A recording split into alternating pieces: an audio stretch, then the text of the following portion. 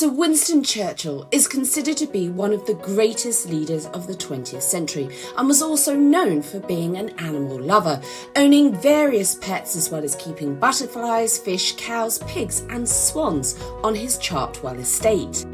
This is the story of Winston Churchill and his pets. We shall fight them on the beaches.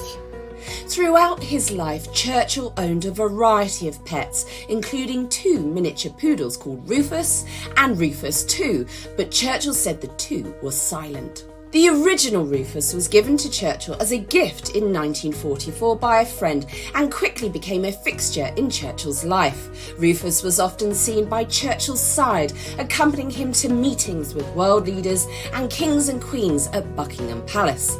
In fact, Churchill was so fond of Rufus that when he was tragically killed in a car accident involving Churchill's driver in 1947, he had a bronze statue made of Rufus and placed this in his garden at Chartwell.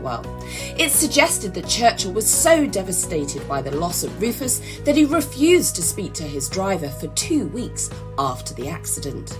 So along came his second miniature poodle called Rufus as well, but this was Rufus II and the 2 was silent. And like his predecessor Rufus I, this Rufus would give Churchill a sense of joy and comfort, often sitting at his feet during meetings. It's said that one day at Chequers, when Churchill and Rufus II were watching the film Oliver Twist, Churchill covered the poodle's eyes during the scene where Bill Sikes attempts to drown Bullseye. Churchill apparently said, "Don't look now, dear, I'll tell you about it afterwards."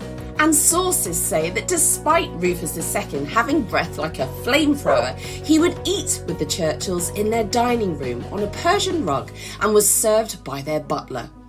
It's said that Churchill would sometimes leave a Commons debate to call home and ask after his beloved Rufy, calling him my closest confidant who heard everything.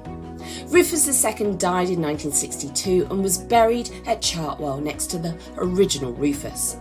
Churchill loved many other animals too, including cats, of which he owned several throughout his life, including one called Nelson, a black cat that was said to be a bit of a troublemaker. Nelson would lounge on Churchill's government papers and wander through his office during important wartime meetings.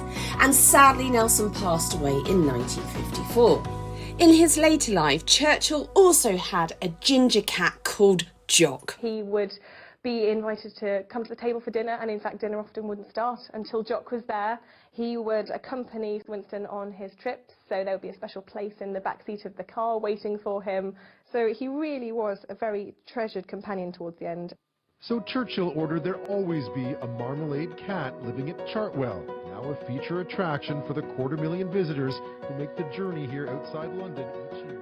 In 2004, it was claimed that a parrot called Charlie that once been owned by Churchill was still alive, aged then 104. It said that Charlie was sold off by the Churchills in 1937 and was foul-mouthed, having been taught by Churchill a number of insults to shout at the Nazi leader Adolf Hitler. Whilst this makes for an interesting story, it is just that. Churchill's daughter, Lady Soames, debunked the legend of Charlie, saying Winston never owned this foul-mouthed parrot, but did indeed have an African grey parrot named Polly, who was a polite bird who was then sold off before Churchill became Prime Minister.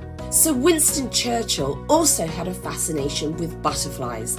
As a soldier serving out in India in the 4th Hussars, he picked up the hobby of entomology, creating a collection of butterflies such as purple emperors, white admirals and swallowtails. His love of butterflies continued, and after he moved into Chartwell, he created his own butterfly house in 1946. Churchill was known for his intense work ethic, often working long hours, and would suffer from bouts of depression.